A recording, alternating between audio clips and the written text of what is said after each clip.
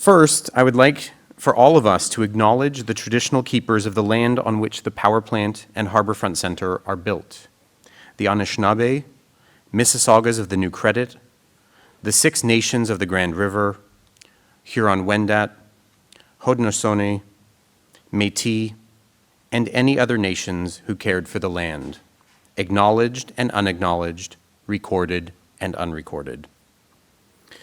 We recognize our primary education sponsor, CIBC, for their generous support of all education and public programs at the power plant. We thank our institutional supporters, the Canada Council for the Arts, the Ontario Arts Council, and the Toronto Arts Council. Additionally, we are grateful to BMO for all year, all free, which allows free year-round access to the gallery. We also thank our members who receive free tickets to almost every public program, including this conversation. And they also receive invitations to members-only programs. So if you're not yet a member and you like what the power plant has been doing, please consider becoming a member. And now I invite our TD Curator of Education Fellow, Tim Chandler, to introduce our guest tonight.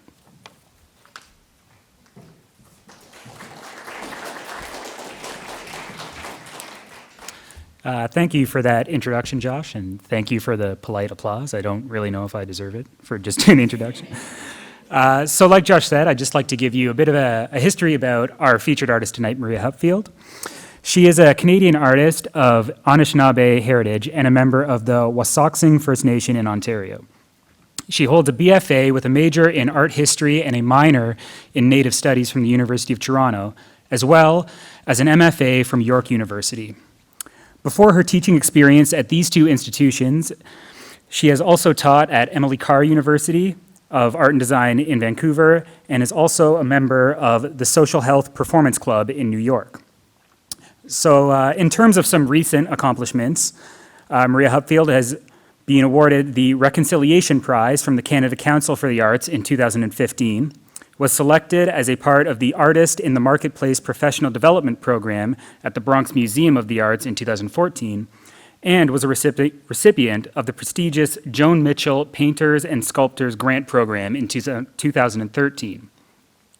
Her works are included in public and private collections throughout Canada, the United States, and Europe, and she currently lives and works in Brooklyn, New York.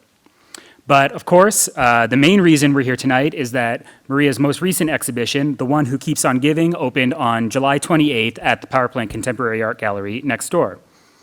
This exhibition features a selection of objects which she has featured in recent performances, as well as a new special video and performance commission for which the exhibition is named and which I'm sure will be a main topic of conversation tonight.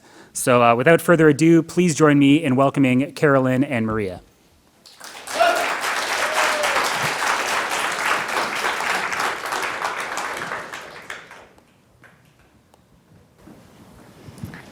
Welcome. The projection is on now.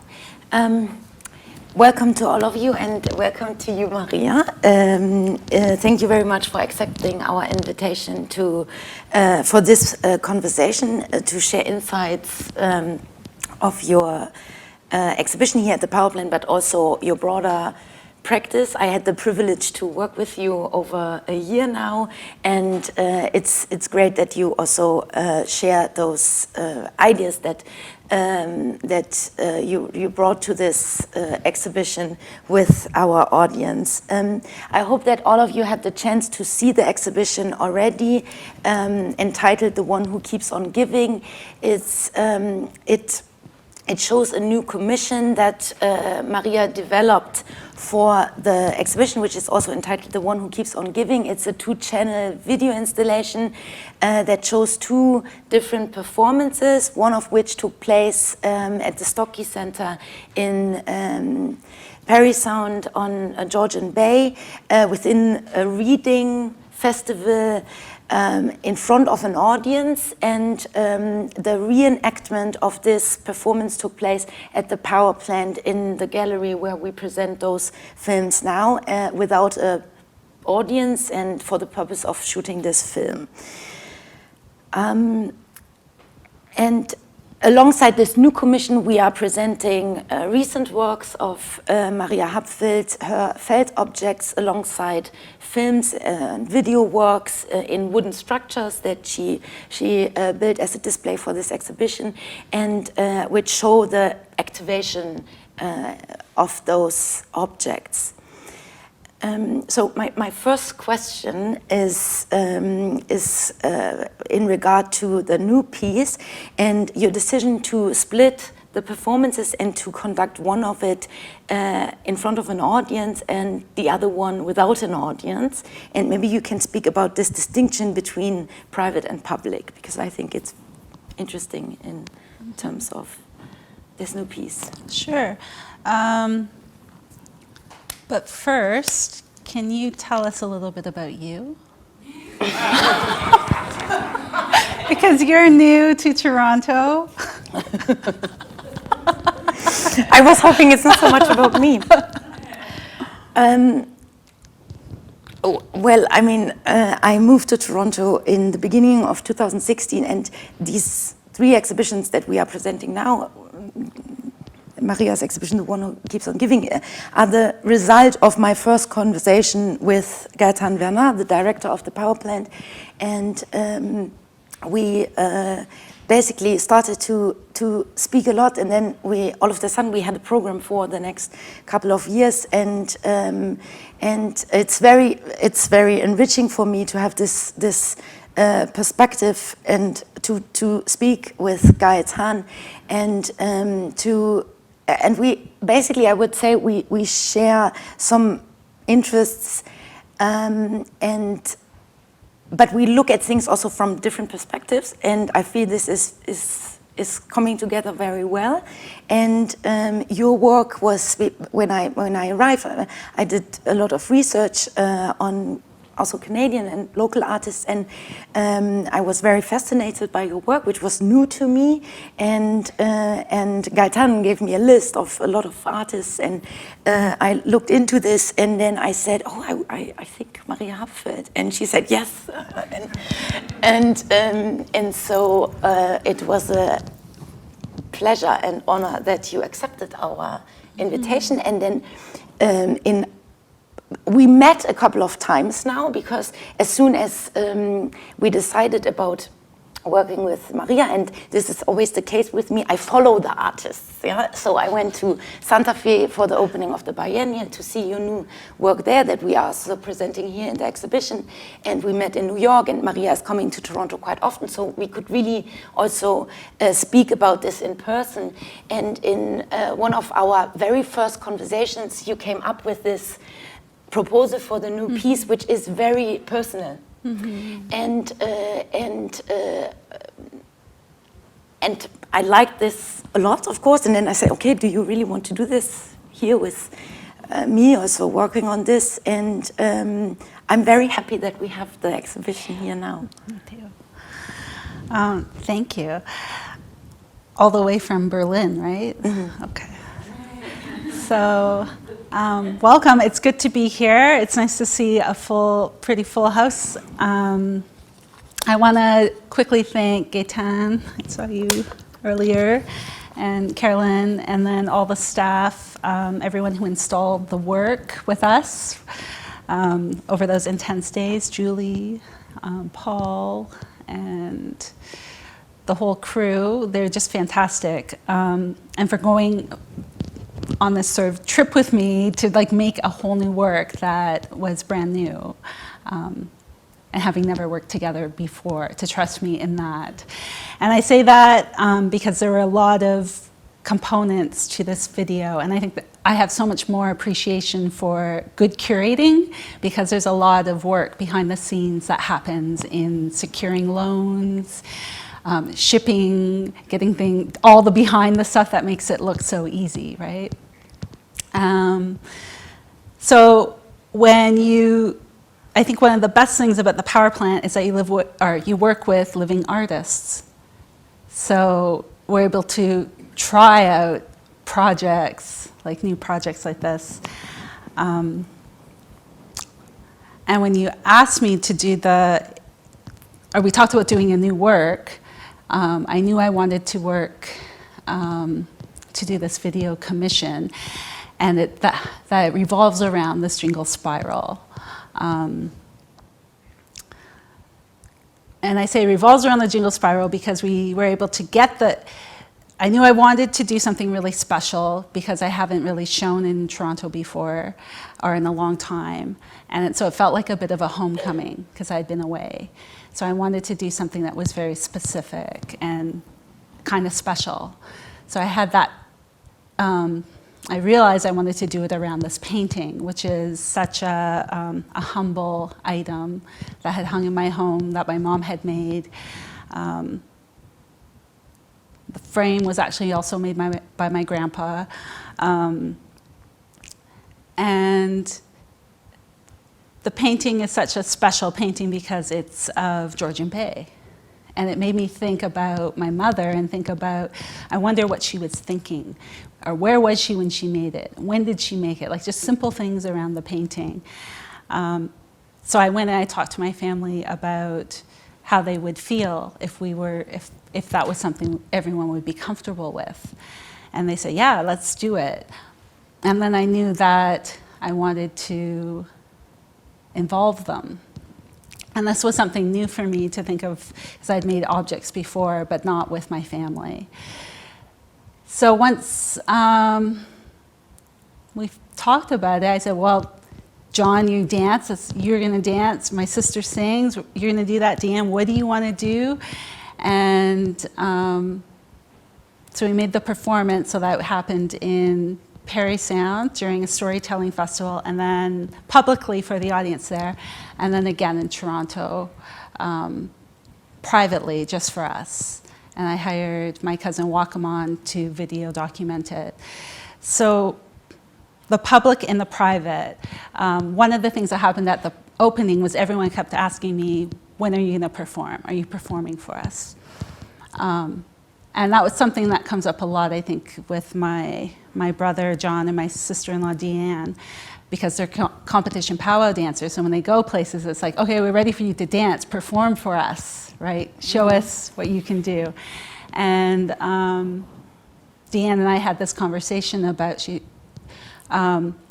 just because people want to see you dance, they want to see your culture, doesn't mean that you're necessarily going to put it out there, right? Or dance for them. So why do you dance? So in this case, my brother's dancing for many reasons, right? And there's a question like, well, why are you dancing? Are you dancing for us? Are you dancing for yourself? Are you dancing? Are you remembering home? Are you remembering the water? Are you thinking of our mother? And all these things that come into it. So for Deanne, she's wearing the jingle spiral. So we figured if we're going to get together and do this special performance around my mother's painting, that we wanted to do it around the storytelling festival for community members where we're from. And we were able to arrange, you were able to arrange with, to get the jingle spiral on loan so that for the first time we were able to the first time that it's performed for my community. So we're bringing that back so everyone can see one of my works being activated and used and see what I do. And then privately for just us. So the performance never really happened for Toronto, but we had the video, so the performance is still there, the documentation of it, yeah.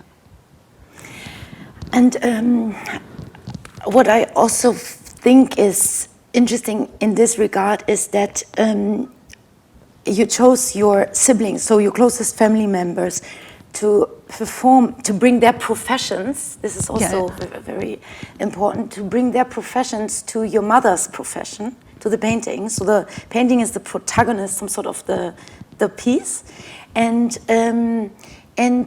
it's based on a shared memory that is private. Mm-hmm. Can you speak about this?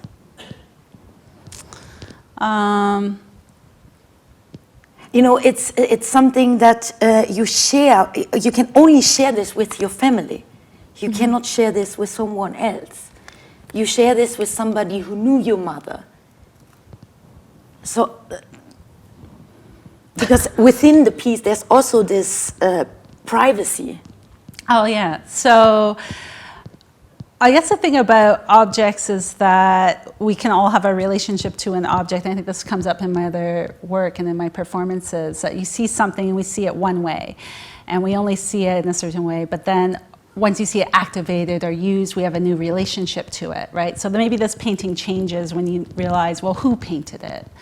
Where is it of? When was it made? Where, you know, all of these items. So there's definitely a private relationship that with my family that we have with this that remains private. And then there's also the public, that how much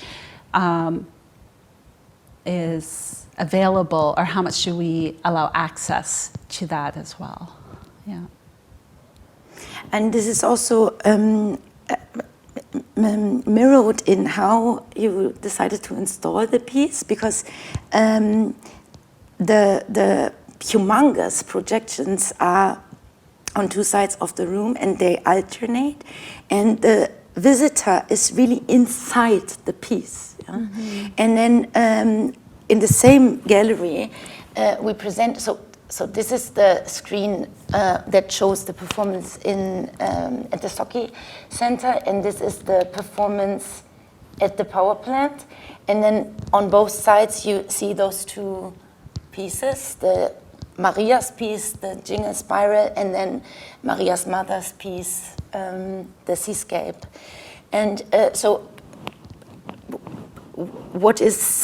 the two performances that take place some sort of also merge into the space, because the two pieces are there in their original form. Mm-hmm.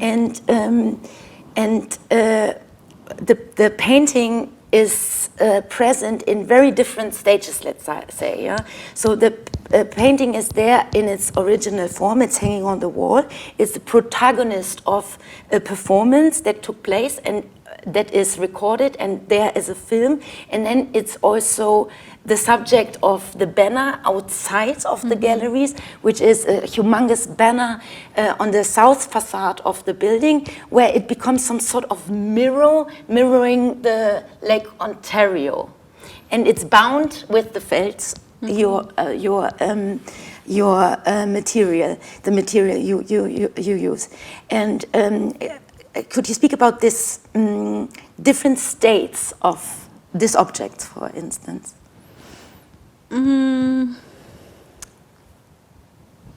With the painting, how it shifts.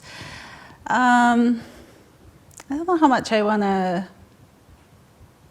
talk about the changing states of it. I guess it's okay. I can answer the next question.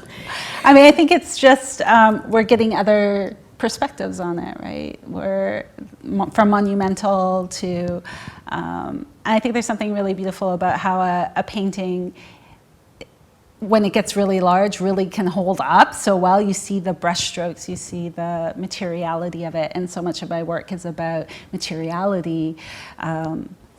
Very sculptural. So how can you kind of like get into that sense of a place through a painting? Yeah.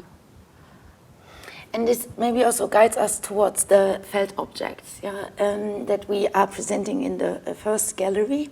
And I think the notion of equality plays an important role within your work. In the one who keeps on giving, the different professions of your family members some sort of become equal. Mm-hmm. And then also this choice, maybe you can speak about the choice of working with industrial felt, yeah, because the objects get transformed into this material by yourself. Yeah, I guess with materials, there's like often a perceived hierarchy of value based on what a material is made out of. Like somehow if it's bronze, it has another kind of value within Western art practice, right? That might be, or the canon of that. And so by using the industrial felt, I'm able to kind of equalize, you know, whether something's made out of birch bark basket, or whether it's you know, a large format camera that suddenly, when you're looking at it, has no function anymore. It kind of makes this hierarchy of things. So if you're using a painting, or if you're a grass dancer, that suddenly all of these are connected through, in the case of the one who keeps on giving, place, right? They're all informing each other. So in that sense, that things can be very different, but yet together they provide a whole, they inform each other, and yet they can still be distinct, but yet they can inform each other, and in that way be very strong. Yeah. Maybe I move on to, so this is the first gallery.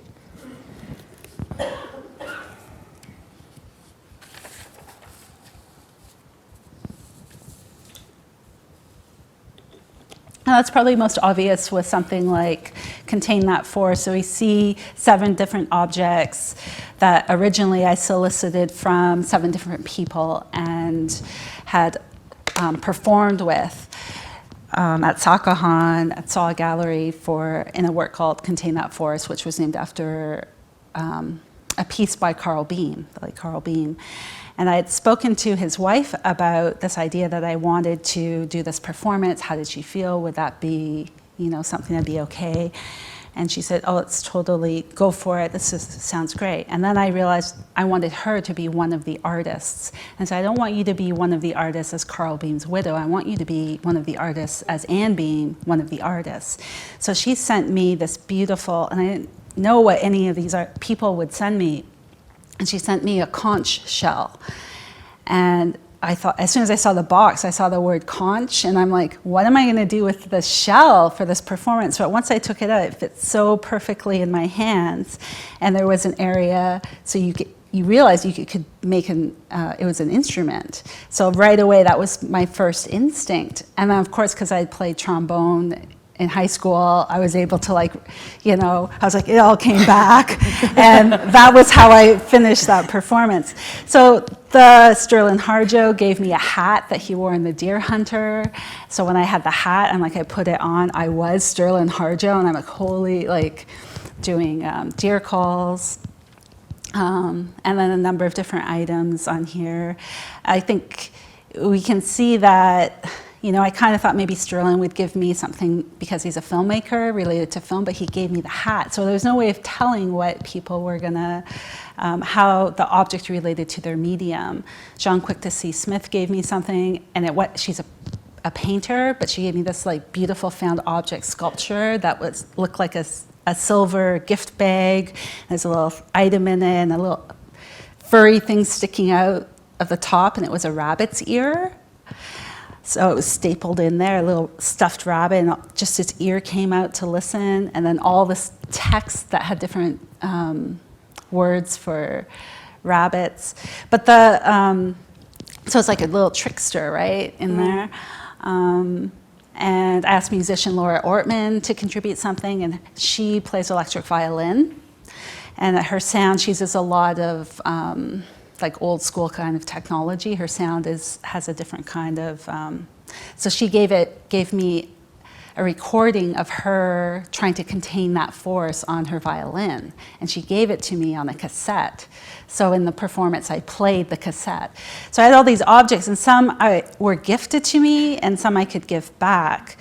But it was the conch shell that made me think about, oh, could I make this out of felt? And from that, I made every item. And so in some cases, it was interesting because the rolled up photo, Andrea Geyers printed an image from 3 Chance Modern with 2 dancers. And so it was actually an artwork. So for me to replicate that, you know, like to actually replicate another artwork, I had to think about, well, how do I display this? And go back and have a conversation with her about, well, how do we move forward? Is this what I made I made a replica in felt. What do we do next? So I just show the feet, right? So it's its own separate. So in some cases, even though they're all made in felt, it was more of an issue than others. Like I'll never get that sound from that conch shell again. but I still, yeah. But they're all presented as equal, yeah, but yet different. Because in this case, you activated the pieces in their original materiality, which is also distinctive to, for instance, Jiman, where you activate the Feldcanoe in a plaza in Venice. This is different because you use the felt. Right. So I've never done a performance with these felt Yes. objects. Yeah. And I don't think I would. I mean, I might potentially do something different with them, but yeah. So in this form, this is yeah. And can you expand on this? Why you choose some objects to activate them in their original materiality or rendered in felt?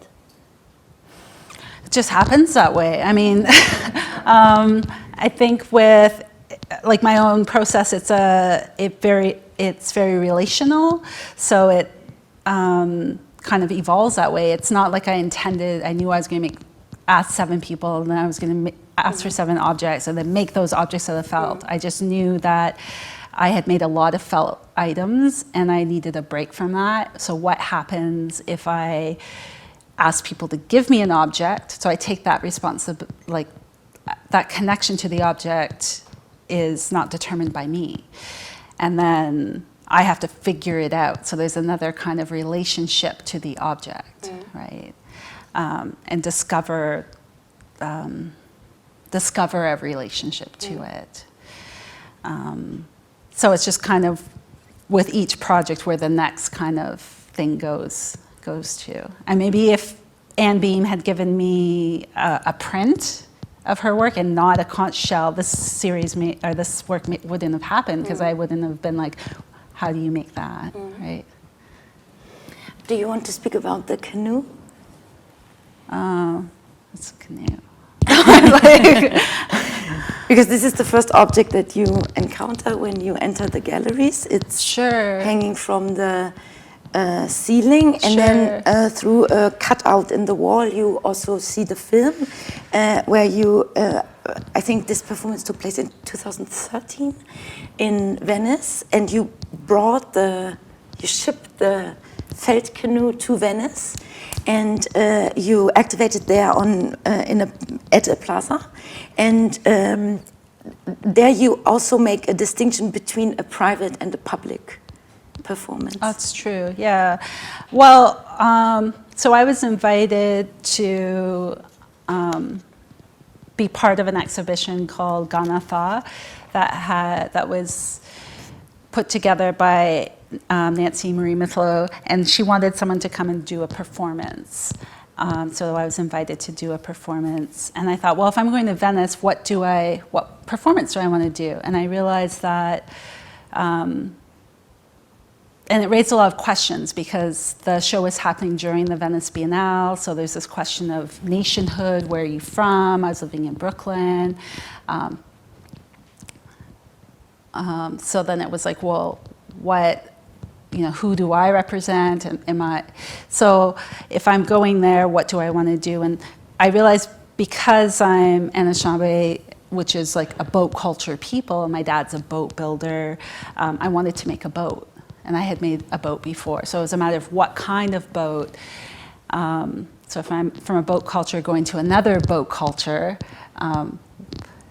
that seemed like a good way to kind of think about who I am, where I'm coming from, and then also think about where I'm going and what that place is like, and what kind of culture is there.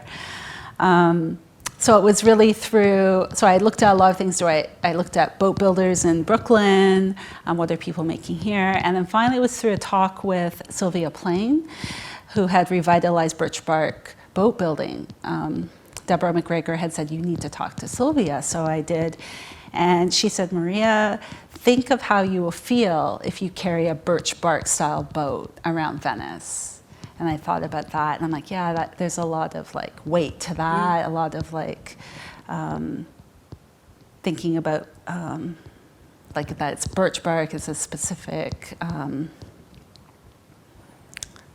in terms of art. So I thought, well, that has another kind of history I was thinking about.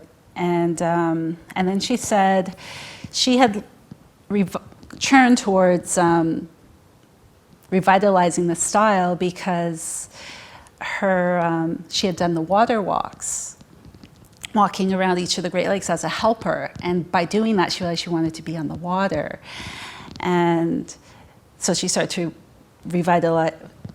study how to rebuild these birch bark canoes. But she said, but the thing is, Maria, when I make them, people just hang them up inside. They don't end up on the water where I thought they would end up. And so she said, it seemed kind of fitting that, or it seemed okay that if these are if I make a boat out of industrial felt and it doesn't end up on the water, that'll be okay. So it was just these different kinds of, and I think a lot of the work that I make is also the process, the conversations, the discovery, and that way the research, the people who I'm talking to also kind of help me along to figure, so it's not like a predetermined, like this makes sense. And I think that's also works really well for where I am too. It's a different kind of thing than thinking I need the project finished to get a grant. And then that's what I have to, I want to have some flexibility around the language in which I'm using so that I can go in another direction if that's where it takes me. Yeah. And you split the performance there also in two different parts. Yeah. So one performance took place during the day and one at night. Yeah, so I thought, well, I want to try something new. So I performed 3 nights, consecutive nights. So first of all, I shipped over the pieces of felt and then I sewed the boat in Venice. So it was actually like made in Venice. And then 3 nights I would perform. And each night I didn't know exactly what I would do. I would just kind of figure it out during the day. And then the next morning I would re-perform it for myself at sunrise. So at sunset I'd perform, and at sunrise I would try and remember. And it was kind of this thing where at night I had a public audience, so there's people, all the stuff is happening, and then in the morning it's kind of, in a way, it was sort of sad because I'm like I'm going through all these motions, but I'm all by myself. Mm-hmm. So that was, and I think that's the footage that I ended up using. Mm-hmm. That's in the gallery. Mm-hmm. So you can see the canoe being activated. So in each time I'm having a different relationship with this canoe, I'm discovering new things. Sometimes it's like a fish, or sometimes it's like history, sometimes it's a body, like I move through different, yeah. And can you speak about the notion of memory? Because I think you told me that Doug Ingram, master boat builder from Ontario, describes canoes as vessels full of memories. And memories are also objects entail memories, yeah? And you equalize them on a material level, and maybe this emphasizes on their capability of containing a memory. Mm-hmm. Yeah, I think it does all of that. Like, I don't know. Okay, that's okay. And now I would like... Well, I guess the other thing maybe then would be a lot of the... so I did a artist leadership program where I was at the Smithsonian Museum of the American Indian, and so I got to look at a lot of the objects in the collection. And when I first moved to New York, I volunteer as a docent at the Smithsonian and take the public around, because I was curious. I wanted to know, how do people relate to these objects? What is here representing Anishinaabe people? And also, I started to realize that what's my own relationship to these objects? I felt it was really important to have a body in those spaces so that people could encounter like living people. So a lot of the objects that I'd see, the cultural objects, is that they would be really detached from the original purpose, right? And same with something like a painting. We see it as a painting. We just see the aesthetic. We don't really, you know, wanting to really get deep into, because we're surrounded by objects in our lives. So how do those also function? So I think all of that is in there around the objects too. Like wanting, thinking that we see things differently when they're multi-dimensional, right? And not static and fixed as a, you know, it's not just something that's on the wall, like we all have a, you know, something that draws us to it. And in the, I already mentioned the Santa Fe Biennial, for which you did a new piece. It is never just about sustenance or pleasure. And in this film, you wear boots and mitts, also rendered in felt, in the desert of Santa Fe, and it speaks about the decontextualization of objects from one context to the other. Do you want to speak about this piece? Oh my gosh, I love that piece. So I was working with, or Kathleen Ashmilby invited me to contribute a work. And the thing is, with Kathleen, is that she works at the Smithsonian Museum of the American Indian. So with that position, she's really structured and limited in what she can do and the type of work that she does with artists. But by working with her at Site Santa Fe, we were able to create a whole new, I was like, let's create a whole new work. And I have this idea for a structure, and that would never happen at the Smithsonian because you'd have to have, you know, it would have already had to have, I would have had to have already have done it before, what it needs to be documented, and then like all these different rules around it. So it allowed us to work together in a way that in Santa Fe we never would have been able to work in her regular like curatorial position. So that was super liberating. And also that's where I came up with the idea of having these structures, because I kept thinking, well, I'm making these objects, but how am I going to show them if I show them with the video? And in Santa Fe, I'm like, oh, I want to do these sort of unfinished wall partitions. And so they're like building, something new is happening, they're supportive, but they're, that everything's kind of, possibility is there, and they're raw, and they're materials, and they're not overly precious.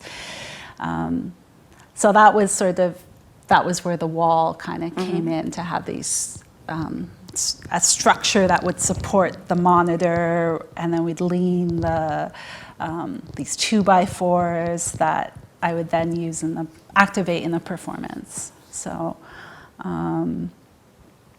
again, it's kind of ridiculous to make these large mitts and boots and take them to Santa Fe, because first they're made out of industrial felt, so that's not the right material for that desert.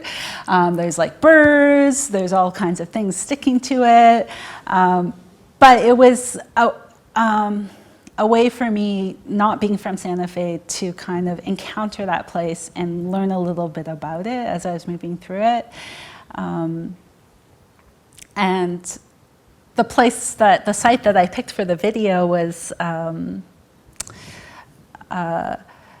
it used to be, a river used to be there. So it's actually like more like a wetlands than the rest of Santa Fe. So it just it brings to mind these ideas that we're in a changing global time, right? Like someplace like Santa Fe is now a desert, but before it was a rich waterway, and that pace is increasing. So often when if I think about things like snowmobiling, for some, that's about like, that's transportation, that's mobility, that's survival, that's how you get from point A to point B. And for others, like maybe for a local, but for a tourist, that might be, and recreation, that might just be for fun. So that was my way of saying it's never just about sustenance or pleasure, that there's all these other kinds of things. different ways of, it's not just a dual situation, like the duality of extremes. Should we open Yeah, let's this ask to some the questions. public? And because I assume that you also have a lot of questions for Maria. There's a question over there.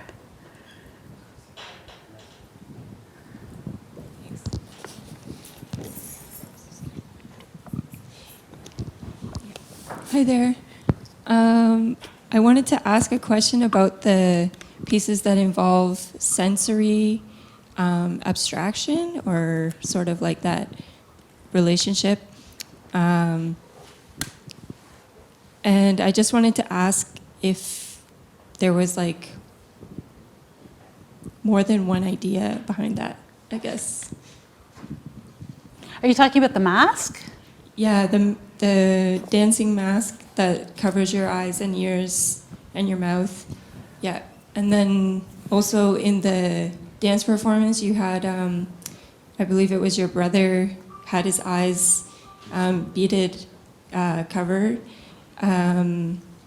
And I found that combination really interesting because of the fact that there was like, you were speaking to the senses at that point. Mm-hmm.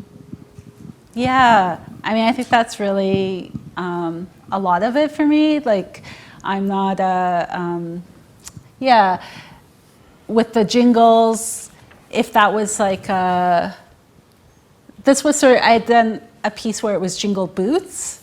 And that was sort of when I first started working with felt and sound, because I was thinking about I want to be really present in my body. And I thought if I had those jingles on, it would make me aware and conscious of my movements more. So it started with the boots, but then once I had the boots, I just wanted to run back and forth and jump up and down. So then after that, I made the mask, because I thought I wanted it on all around me, and I made this balaclava. I'm like, it's like a balaclava, like when you're out on the snow. But you'll be able to hear it in your head. And I don't think I actually did a performance with this particular piece, but it was this idea, and that was the thing. Like right away, I was like, yes, yes, yes, no, no, no. So it is sensory, right? And same with the jingle spiral. I had done other iterations where I had a blanket, and I did a spiral, but it was more a geometric spiral. Because I was thinking about rather than a circle, and I think who was it? Alan Corbier had been talking about the spiral and how that wasn't, when you saw a spiral, that was predetermining where the underwater panther was about to appear. So if you saw a spiral on the water, it was about to surface. So I was thinking about that when I made the jingle spiral, and I wanted to cut a head flap in the circle so you could put your head through, like the underwater panther appearing. So that was sort of my thinking with it. But after I made the jingle spiral, I realized when I moved in it, I wasn't so interested in that for performance for myself. And I think with The One Who Keeps on Giving with Deanne, it was perfect because Deanne, being a competition power dancer, you can see it in her movement that she's used to being a fancy shawl dancer where she keeps her arms up. Like afterwards, she said, Maria, that thing is heavy. Yeah, and she was also really pregnant. So when we were talking about, we knew she wasn't going to be dancing in her regalia because she's pregnant. But the jingle spiral made this other space where, as a water carrier, with new life, that she could also be in this other space and set the tone for the whole performance. So I guess with abstraction, I'm looking at, often we think of it being stripped away from having other meaning, but really it's pointing to like a deeper meaning that connects us to all living things and all life and all creation. And that really is, with that video, what it's pointing to. With John, that's his regalia. Like, I really lucked out because Deanne bought him a new regalia for Christmas. So he wore it, and that was like his first time dancing in that regalia. And it's like amazing, like this great outfit. And I'm not sure, I mean, that would be a question for him, right? Like, a lot of dancers block their vision, and there is something with that too, I think, that speaks to that sensory. And that reminds me, for the video, we had talked a lot about the song that he would be that would play, and if we wanted to have people there performing music for him. And in the end, it struck me that if he wore his iPod, he could hear it, but we couldn't, and we would see his dancing in another way, and perhaps be able to appreciate it in a way that if I heard the music, I would take it more for granted because I was so familiar with, I'd be like, oh, grass dancing. But somehow, by just hearing his bells from his outfit, it changed. I was able, even though he's a really good dancer, it added this other kind of dimension through sound. Yeah. And the other thing is, because Deanne and John dance together a lot, she knows the song he was dancing to, so they were able to like work so masterfully around each other, and I was like with this painting, like, okay, here they're coming. And at one point, I think John said, Deanne, it's like you're chasing me around, I gotta like slow down.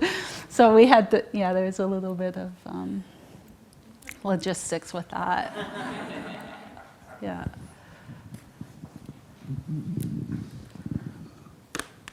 Thanks. Thanks for the talk and for the show. Yeah, I really like the work and how you've done work and performed in different contexts. And you've chosen to do the, have it in a gallery. And I'm interested in what you, think about that Western, that heavy, tradition, and whether you're interested in situating yourself in it or whether you care. And I'm thinking particularly about the work of Joseph Beuys, and I'm sure it comes up that he's sort of this overwhelming kind of felt character who's present in the contemporary art world. And I just wonder if you are interested in situating yourself in that history or whether you care. Just curious about your relationship. Well, first of all, I think, I did encounter his works as a student. I mean, I studied art history, but I didn't see a lot of his work in person, maybe because being in North America, but I think that's a different case in other parts of the world. You see a lot, like when I've traveled, there's like whole rooms of felt, right, with felt pianos. And so maybe if I'd lived in a different place, I'd feel differently about him. But also, I think enough time has passed, we see felt everywhere. I think being my gender, who I am, where I'm from, I'm not so interested in the same, there's some things about his work I'm very interested in, the social kind of engagement component that he got to later, but I'm less interested in the idea of creating myths. I don't feel like I'm in a privileged position where I can start to make things up because I'm still just trying to get to a truth or to get enough of what I know are, out there. So I think our reasons for it are different, right? Yeah, I mean, it's really great to work with. It lets me, it's super flexible. It lets me work in a way that, so I can stitch, everything's hand stitched. I don't have to worry about seams. Things that I'm familiar with, in the way that a hide feels so precious to me. There's other connotations around it. Or wood has another kind of, but with the felt, I can get it in different densities, and it's gray, so it's less precious. I mean, it can be really expensive to work with as well, but it's just gives me a certain freedom that lets me make the kinds of objects that I'm interested in. Yeah.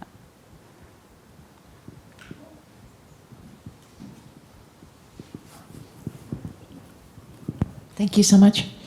I was thinking about one of the pieces you had in the Beat Nation exhibition, and I think you were referencing it earlier with the Jingle Boots.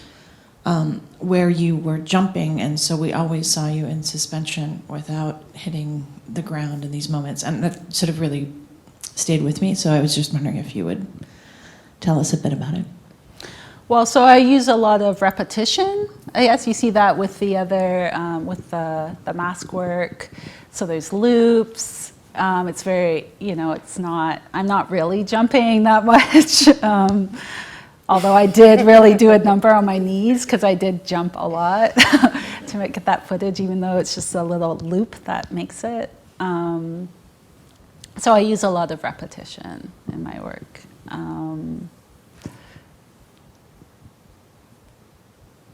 I don't know how much more I want to say about repetition. I can think about that some more.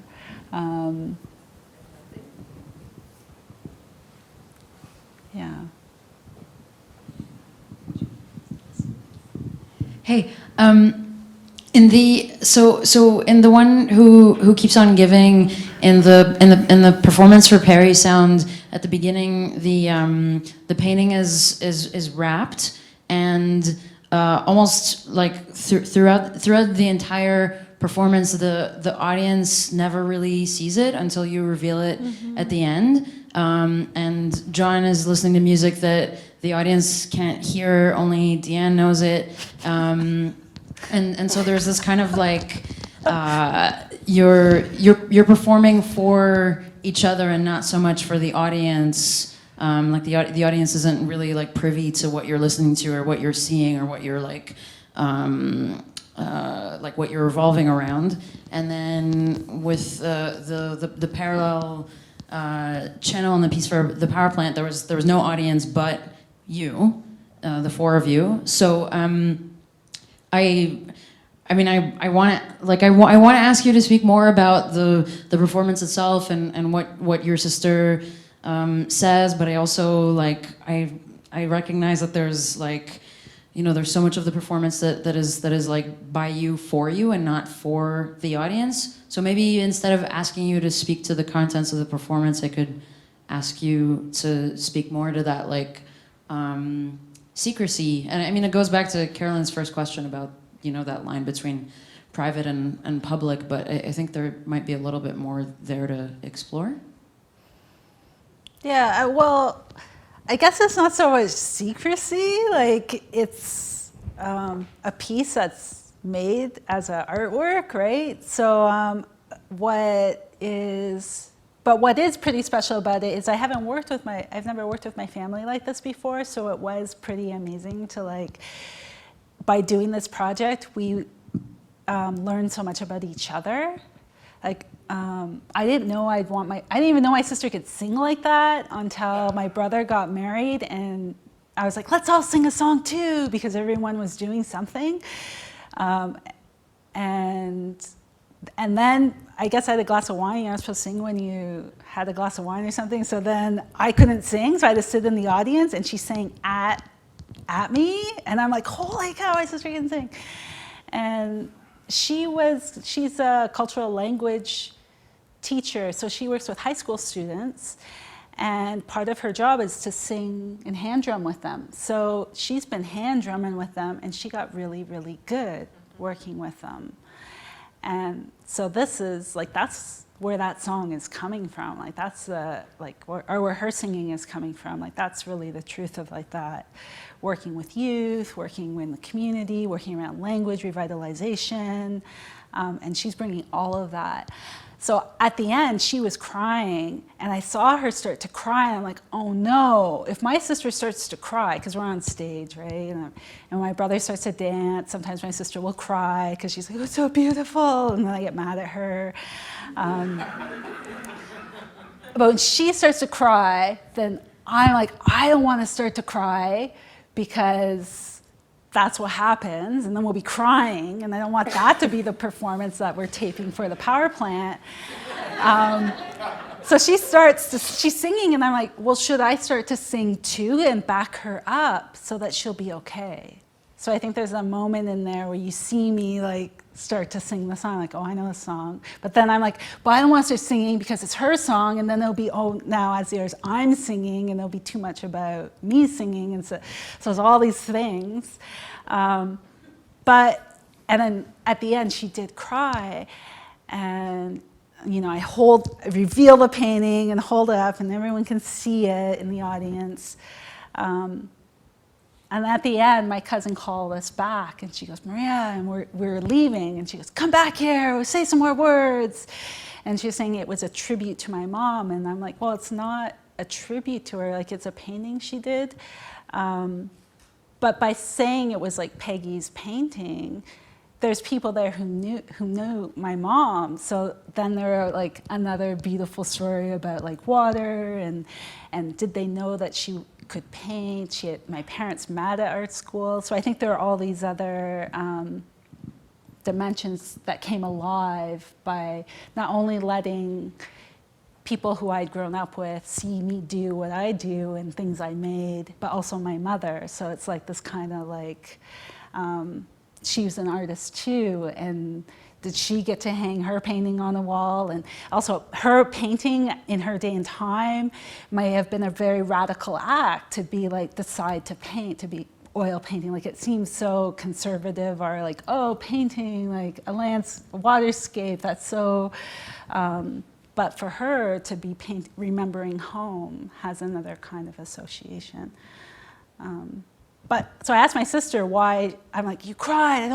We don't need another crying Indian, in the gallery. Why did you cry? And she said, well, she was just so happy. So I'm like, okay, so we won't cut that part, right? But I mean, I would have cut it anyway. So then for the power plant, I'm like, oh, is she gonna cry again? And she didn't cry, so. Sorry, could you speak? You said that it's not a tribute to your mother. It's her painting, right, okay. But it's not like the work isn't. It's her painting, yeah. So maybe I'm holding it, but it's not. It's not about her, right? Like she's there too, but it's not like, yeah. So that part is private. So in that way, there is a gift, right? The one who keeps on giving, the idea of giving or a gift. And that painting is a bit of a gift too, in that way. That it's still giving, or in another way that we connect things with people, yeah, and places, and memories. Hi, Maria. I wanted to ask you, because it dovetails perfectly with what you just said, that you kind of, in using the felt and in using some of the materials that you use, and also your modes of display, that you're kind of denying the spectacle of Indianness in its kind of stereotypical form, but you're still using the symbols of it, like the jingle or there's still the canoe, so it seems that you're going into the deeper side of those things and away from the kind of shallower part that people see. So both philosophically, like the one who keeps giving is like, you can think of that as an Anishinaabe philosophy too, right? So I don't know if you can speak to any of that in your work, if that's conscious or not. Thank you, Wanda Nanabush. So that's what we get when we have an Indigenous curator. Questions. Yeah, I mean, I would say all of that. Maybe it's a sneaky way of getting it in, right? Like the felt allows that reading that otherwise would be denied. I don't know if that answers your question. Maybe I did a better job answering your question than the matriarchal question in New York last week. But that's another panel. That's another panel for another place. But yeah, so I guess that's the thing. I think that being, I guess you can for me, being an artist in a way is a way of decolonizing in like this other kind of way, like, because if you're working with people who let you do who really work with you and not just the gesture of it and give you the space to do what you want to do, then you can set things on your own terms. And I think that's what interests me about being an artist, and maybe saying artist first, is that then I can stand shoulder to shoulder with other artists and not feel, in other ways, as an Indigenous person, I'm prevented from, or I feel feel in other ways, and see friends and family working through the legacy of trauma, right? So I think that is also in the work, that there's this other reading that references that history of colonization, and that's also why it's not so maybe industrial felt, even though it's not the it's not the prettiest felt. I'm not hand making that felt. Yeah. Maria, I just, first I'll comment, it's beautiful to see your work. I'm looking forward to seeing the show.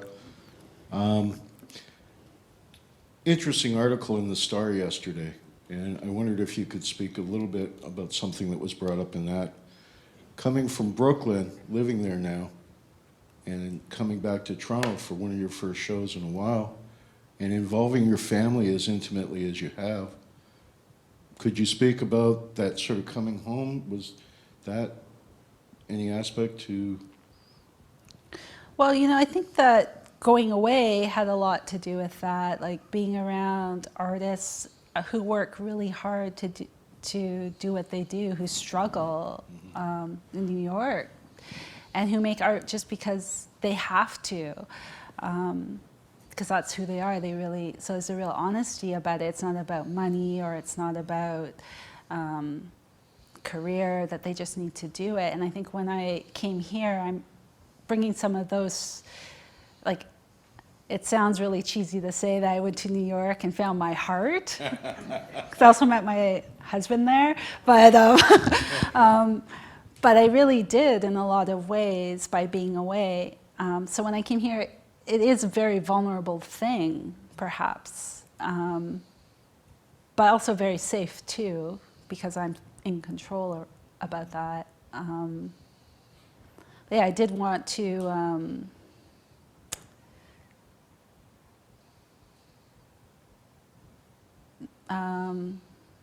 I allowed myself to be able to do that in ways that I hadn't before. Yeah. Just two other quick comments. First of all, I love the fact that you've included the canoe from Venice. And the other, I think it's really beautiful what you did with your family. Mm-hmm. And Peggy would be very proud of you. Mm-hmm.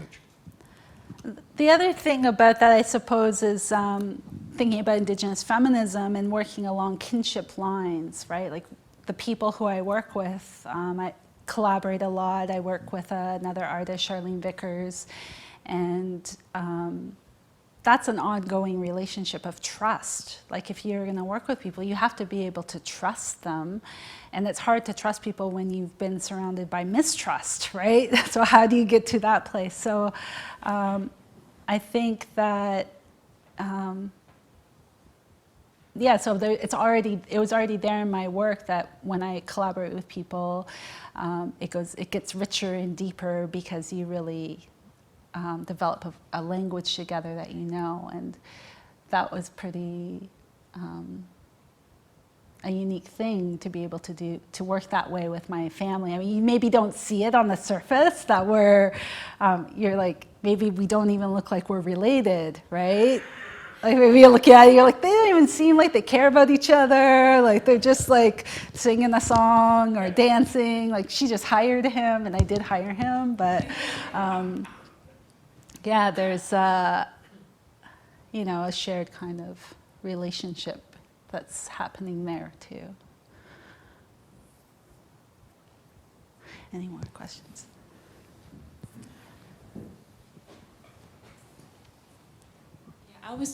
This is a question about vulnerability, and I was wondering, as an artist, how you feel like the night before the show or when it opens, like, and how you protect yourself from your own vulnerability. I'm in full control in this one arena of my life that in other ways I haven't felt fully in control of, right? And that by making art, I'm able to do that. I'm able to locate that safe space or that freedom on my terms, right? So it doesn't feel so vulnerable in that way. And also in my performances, I know and that's just my way. Lots of performance artists we do things for different reasons. I know artists who shake when they perform because they're really, but for me, I have the tools, like the objects I made, and I have a job to do, and I know what it is, and I kind of have a score, I kind of know what I want to do, and then there's other variables like who else is there, things will be unexpected, but you know what, it's going to be okay, I'm going to be able to figure it out and go through, figure out how to get to the next, and take that risk. And I think that vulnerability is what makes it really good. When you have that risk, when something's on the line, then you really kind of get to that state of that other kind of beyond, without even thinking, right? That other consciousness. Oh, that's beautiful. Thank you. We have time for one last question, if anybody has one.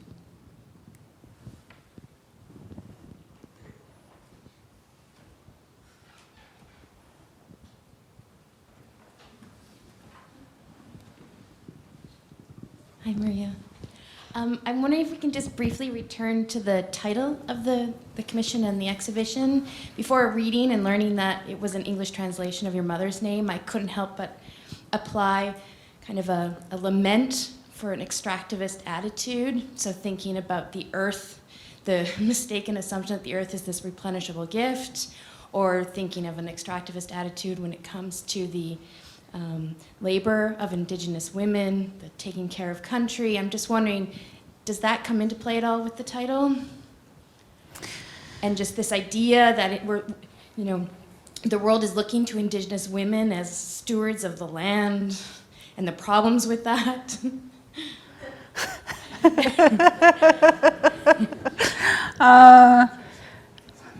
Yeah, wow. There's a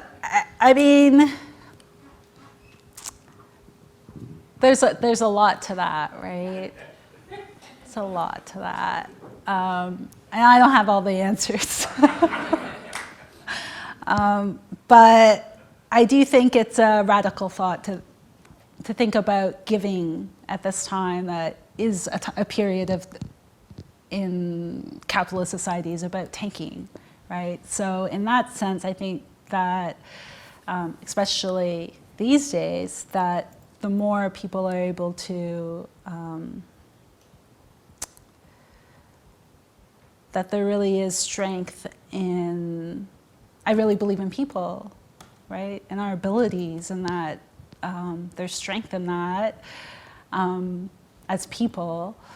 But yeah, there's definitely is a reference to water, right? And giving and life, and reminding us of all of those things within it.